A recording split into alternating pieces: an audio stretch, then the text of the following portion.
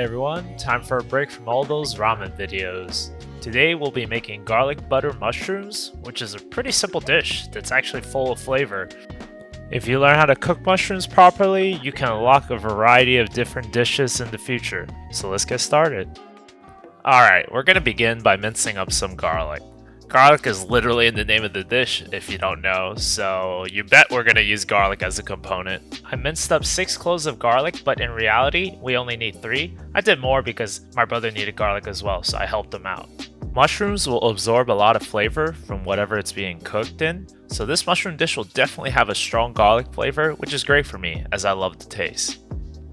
Once the garlic is done, grab some parsley and we're gonna mince them as well. Parsley gives it a fresh element in the dish, and it also adds a nice color contrast to the dark mushrooms. Part of cooking is the presentation, so having these nice contrasts of colors helps.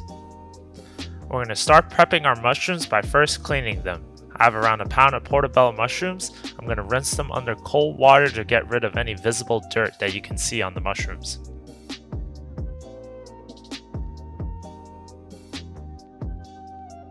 I tend to get rid of the stems, but if you like the stems, then keep them in. It's up to you. So you can see right here is a little bit of dirt. So then we're just going to put it under cold water and then just give it a good scrub and then rinse and repeat for the rest of them.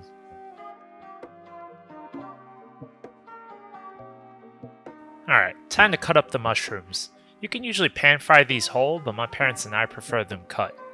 I cut them around 1-inch slices, but you don't gotta measure. Just make sure it's around more or less the same size. By the way, if you ever shop in the supermarket and you're trying to be more frugal, don't ever buy those pre-cut vegetables. If you learn how to use your knife better, you save money, and the amount of time you save buying those pre-cut vegetables isn't even that much. But that's my 2 cents. Once you finish up cutting all your mushrooms, get a pan or pot nice and hot. I use my Dutch oven here. Add some olive oil, and then place your mushrooms in. Season it in the beginning with some salt, as this will help draw out some moisture in the mushrooms. Crack some fresh black pepper as well. Now we're going to give everything a good stir to make sure the olive oil is coated on all the mushrooms. If the pan or pot is looking a little bit dry, feel free to add extra olive oil, as we want everything to be coated evenly. This will help the mushrooms brown better if it's not as dry, so make sure you add enough oil. Eventually, after some time has passed, you can see the mushroom releasing water. Mushrooms contain a large portion of water, and this will release as you cook them. We want to basically cook off the majority of the water, which will then allow the mushrooms to brown more, which will increase the flavor. Once they're brown like this, which should take give or take like 3 to 5 minutes, then we're going to add in our garlic. I'm going to use half this bowl, which is the 6 cloves we minced before, and since we only need 3, well, do the math, it's half. Give everything a good stir, and we're going to saute the garlic for around 1 to 2 minutes, or basically when it starts becoming very aromatic. If you notice, there's some fond stuck on the bottom of the pan, and I'm going to deglaze it with a little bit of chicken stock, just enough so I can scrape it off.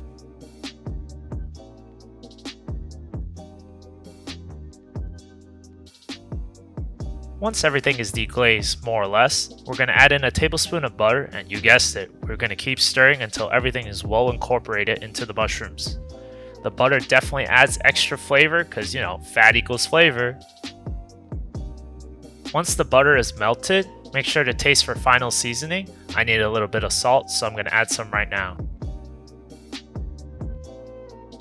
Once the butter starts browning just a little bit, we can turn off the heat and then stir in our parsley. And you can guess once again, we're going to stir everything to make sure it's well incorporated.